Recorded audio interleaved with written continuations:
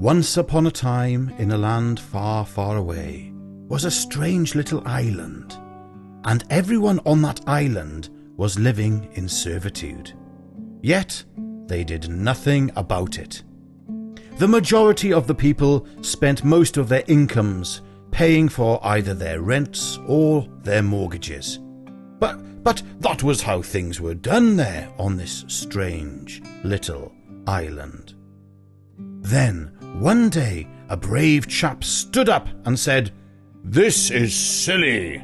And the people all knew it was silly, yet the people who benefited the most from the house servitude worked for a sacred organization called the bank. And these banks wanted to keep the silliness going.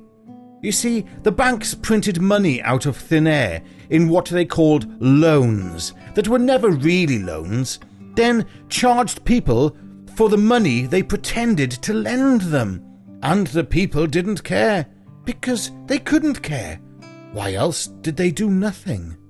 When the people were unable to pay their mortgages or rents because the system was rigged by the banks to protect the banks, the people let the banks take possession of their homes.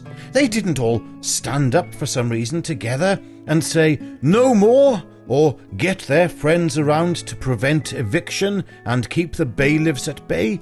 No, they rolled over, and the banks then took their homes and then sold them on to the next person, who may then go through exactly the same cycle. And the people still said, "My home is my castle."